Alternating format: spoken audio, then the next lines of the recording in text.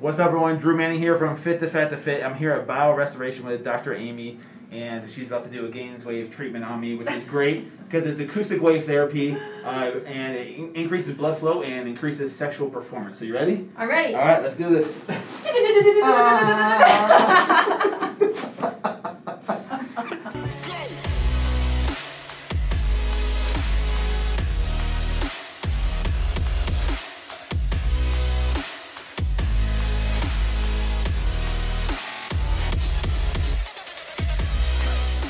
What's up, everyone? It's me, Drew, and today is November 20th, 2020. I'm here once again with amazing Dr. Amy and Julie. Both of you guys are amazing. And we are... Just not a doctor. Yeah, but we're back at Dr. Amy's offices called Bio Restoration. Not offices, I don't know why I said that. But we're at an amazing place called Bio Restoration here in Draper, Utah. And today we are going over some lab work, right? Because one of the most popular videos so far has been that first video we did about talking about sex. And Dr. Amy kind of prepared mostly Julie for what was about to happen sexually during my Fit2Fat2Forty Journey. Well, what was not going to happen. Yeah, what was that? Yeah. And so here we are a little over 2 months in, going over some blood work to see how this journey has affected some sex hormones of mine.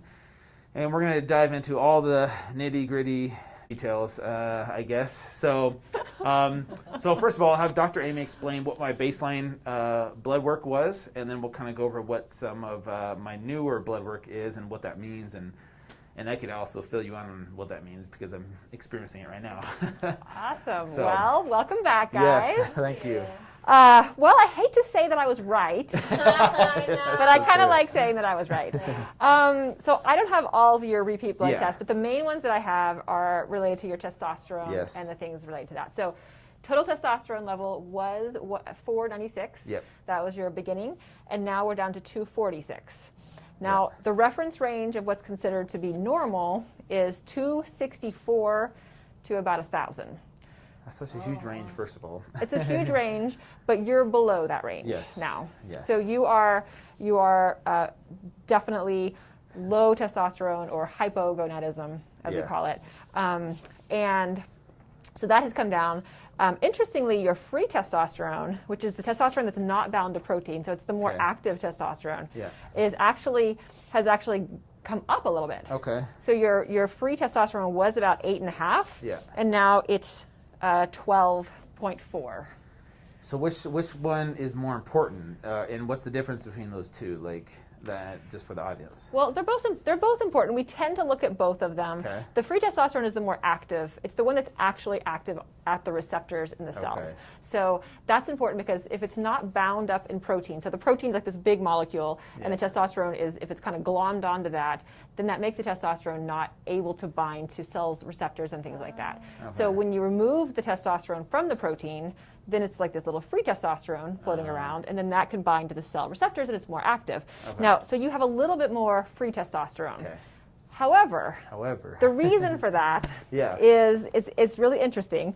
There's a protein called sex hormone binding globulin, which is SHBG, and that hormone is essentially the protein that's binding the testosterone.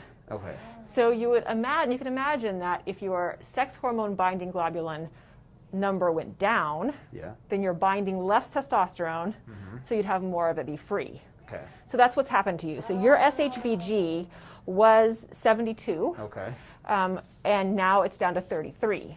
Oh, wow. So a lot of guys actually think that this is a good thing.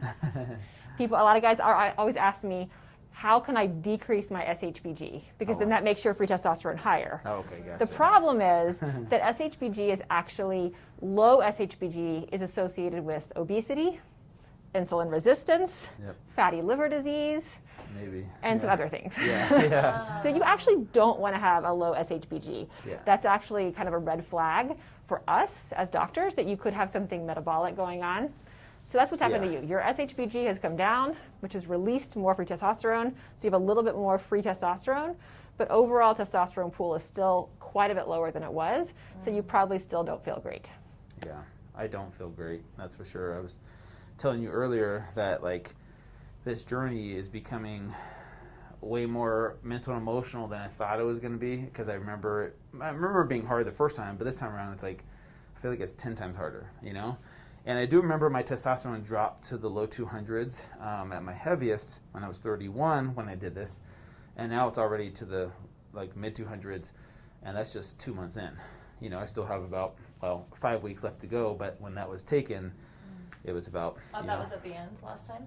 Yeah, that was at the very end. Wow. It was low, and that was with 6 months of being that way.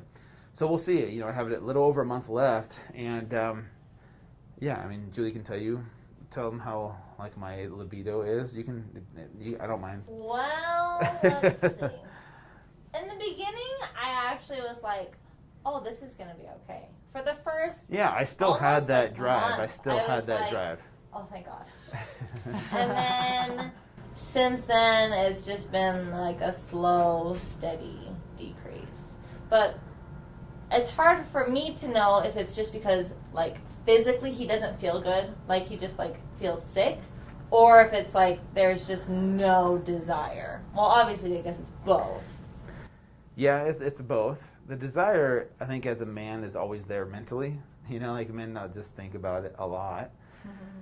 But to actually go and do it is another whole nother question, because you know how hard it is. And I was, you know, after sex, I'm like passed out on the bed for like 10 minutes at least, like trying to catch my breath. My heart's beating. Like winded. Yeah, I'm just and like. honestly, like I swear it's longer than that, because I'll be ready to go to sleep, and he's like, and I'm like, are you okay?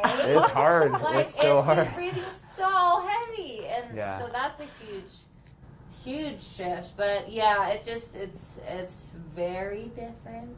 But I know that you don't feel good, but what about like? I mean, when you see yourself, how much of a factor is that just you don't feel sexy?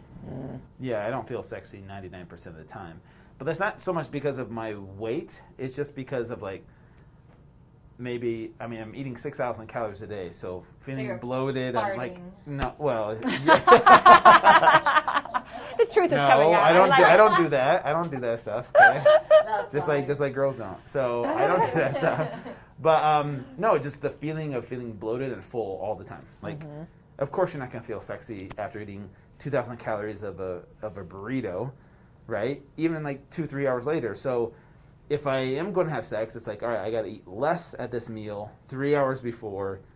You know what I'm saying? Like it's yeah, it just a lot of it's in my head. That's a lot of planning. Yeah, it is. Yeah, exactly. Like if I want to have sex, I can't have this huge pizza and macaroni and cheese dinner, because one, the desire and the uncomfortability will be there, but also two, can we talk a little bit about blood flow? Okay. Let's talk about blood flow. I'll be honest, and I know there's guys out there that can relate to this, but they don't want to talk about it or admit it, but there is a difference in blood flow, for sure, you know? And so what would cause like a super high fatty mac and cheese pizza dinner, what would that do to your erection? I mean, I know, but for the people, what would that do to blood flow? I mean, there's not a lot of studies that I've seen, like acute, you know, like you eat a big meal and they do a Doppler afterwards and check your blood flow. So I haven't seen that studied. Maybe it has been, but there's a lot of things going on. I mean, obviously your testosterone is lower, which is going to decrease motivation. So that's actually one of the main things I see first in men who have low testosterone. Is just lack of motivation. Like not even, lack of motivation to have sex, lack of motivation to go to the gym, lack of motivation to clean the dishes, do the work, take care of the kids, like whatever it is. Low testosterone is a big cause. That's one of the big causes is lack of motivation. And then of course low libido and all the other things. Yeah. And it can cause erectile dysfunction because there is a direct relationship between testosterone and the blood flow and the health of the cells in the penis. Yeah. I think I told you last time, if you have low testosterone for a long time, for many years, it actually causes the cells in the penis to turn into fat, like fatty cells, or fiber, like scar tissue. And so you actually can't get erections or can't keep them because you've had this chronic low testosterone. Wow. But then the other things, when you're eating big meals, certainly the big rush of sugar, that makes you tired, you're going to lose motivation that way. Yeah. You're going to sort of divert blood flow to your stomach, so it's not going anywhere else. That's so true. If you're digesting this big meal for many so hours, much. your body's like still digesting, and it's taking forever. That's So that all, unfortunately makes total sense. And I was telling you earlier, I feel your pain. I feel like when I was pregnant, I had twins, and when I was pregnant with twins, I gained like 40 pounds right here. there. And I remember like when I would try to eat, I would eat like, a small portion of something, and then I would have to go lay down because like I was so short of breath that I couldn't and I feel like that's kind of what you're describing. Like you eat a little bit and you're just like, oh. It's so true. And one of the things I want to talk about really quick is I mentioned I wouldn't do anything artificial on this journey, like testosterone replacement therapy or injections of any kind, just to kind of show people what's going to happen when you live this lifestyle. But one of the things I have been doing, which I'm totally fine with and is totally safe, is Gainswave through biorestoration here.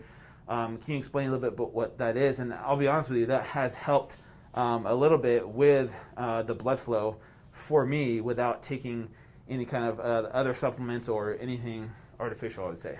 Yeah, so Gainswave is just essentially it's low intensity shockwave therapy. It's a device that we have that you come into the office, we do a treatment about 20 minutes or so, right? Yeah. And essentially it applies these high intensity sound waves to the penis, and those sound waves then start this whole process where essentially you get increased blood flow, you get increased blood vessel formation, you get stem cell recruitment, nitric oxide gets released. So essentially, after doing a series of these, then you're able to have more reliable erections, longer lasting, firmer, all those kinds of things. Yeah. So it's something that we do for a lot of guys who have problems, but also for guys who don't really have problems, but they're just like, it's a prevention because you're actually keeping the cells in the penis healthier over time. So it's one of these things that we can kind of do in a preventative thing. Once a year, come in for 6 treatments, and we'll get you back to kind of where you were 5-10 years ago. So it is a great way to do sort of a non-drug approach to this. Yeah, and I've been doing it for a few years now, to be honest with you, on and off. Like I don't do it every single day or every single week. That would be a lot. Yeah, but mostly for prevention, because it's not like I did this journey and all of a sudden have erectile dysfunction. Like I'm just making sure people know that. That's not what's happening. Yeah, just making it clear. It doesn't totally not work. Yeah, it doesn't totally not work. But no, and so I do believe in that. I think that's a great, healthy way. Anyone out there, instead of just popping a pill and then still eating your Twinkies and pizza, like this is a healthier way. And my hope is that people are more aware of like, all right, if I'm not eating healthy, I'm not exercising, I'm not sleeping well, maybe that's the cause of, issues down there. Absolutely. And so maybe that's something to look at instead of, like I said, just popping a pill and but not changing your lifestyle. So, Anyway, so cool. I didn't know it was sound waves. Mm-hmm. I guess I don't know what I thought. But that is interesting. We'll show you after this. So, anyways, so here's the thing. I have 5 weeks left. I'll probably do one more test at the very end, just to, like my very unhealthiest, to see what changes. Do you suspect that the free testosterone is going to continue to go up, or do you think that might go down after this? Because I know the 246, the total will go down. Right. Is my guess. But I think your total will probably come down a little bit more. I wouldn't expect it to go a lot further down. It might go down a little bit more, or you may just kind of stay steady with where you are right now. Okay. But we'll see. It'll be interesting to see what happens. Quick question with what you said about having low testosterone for a long period of time, those turning into fatty, what did you say, pockets or? So the smooth muscle cells that are, so you have, your penis has these two like kind of columns of tissue that have these smooth muscle cells which are kind of elastic, so they can fill with blood and they can expand, right? Yeah. So what happens is if you have a long time, and we don't know how long, it's probably decades of low testosterone, those elastic cells get replaced by fat tissue and or scar tissue. So they can't expand. They're like stuck in this like kind of state like this. And the problem with that is that the blood can come in, but if you don't have that full expansion where you're kind of pressing against the veins and collapsing the veins on the outside, then the blood just flows back out again. So it's like geez. it's one of the main causes. It's called CVOD. It's one of the main causes of not being able to maintain an erection. Oh. So that's something I would, I don't think you're going to have problems. Yeah, this is something that happens. It takes years for this to happen. But is that reversible? Is there something to help out with that? So something like Gainswave actually can help out with that. Gotcha. And other things like stem cell injections into the area, PRP, any kind of regenerative thing can probably help with that. And we don't know for sure, but. Okay. So there's hope out there for you guys. Not me, but just. So can I make one more point? Yes, one more point. We talked a little bit about vitamin D, and I want to get this on camera. Okay, let's get this on camera. So you filming, Josh? So vitamin D, we don't have your levels. Yeah. Or I don't have your levels, but one of the things you were saying is you think that your levels have probably gone down. Yeah. Vitamin D is really important for making testosterone, first of all. So if you have low levels, you can't make testosterone as well. But more than that, vitamin D is very important for your immune system, for your emotional health. Yes. For essentially it's important for everything. Yeah. And I think right now with what's happening in the world with COVID, we know vitamin D. People who have low levels of vitamin D are at much higher risk for developing severe COVID infection. So I don't care if you supplement with anything else. I know you're being super strict. Yeah. But I really encourage you to take vitamin D. Do it. Well, also, I was telling her how my mental state, I just feel this super negative mindset, which I never have, and I feel like maybe that's part of it. And so if I am going to take a supplement, I would take a vitamin D3 supplement, which I have my own brand, so I should probably do that. You should. Yeah. I just don't want to cheat too much, you know what I'm saying? It's not cheating. But this that's is like survival. That's not cheating. It's not cheating. Yeah. If you don't want to take that, then get out in the sun. Yeah. Go out in the sun for 20 minutes a But day. you don't. That's the motivation thing that you talked about. Go lay in the He sun. doesn't even want to go. Go for like a walk lay on anymore. lay on a blanket in your yard. Right. Yeah. But you need to That's get your a good levels idea. up. That's important for your immune system. Okay. And we don't want you getting sick. Well, yeah. I want you getting COVID. I know. Okay. Now hold on. Oh, you have questions? My turn. Oh, I guess she has questions. Okay. The most important question: how long does it take to reverse all of this? Like come January, how long is it going to take just like for it back up? Honestly, I think that it'll reverse pretty quickly with him. Yeah. It's low testosterone, erectile dysfunction, very closely tied to lifestyle. Yeah. And not 100%, but those are very closely tied. So if we can get you back to exercising, eating well, obviously your confidence, self-esteem, that's a big part of it. That'll go up, but also your testosterone levels will go back up.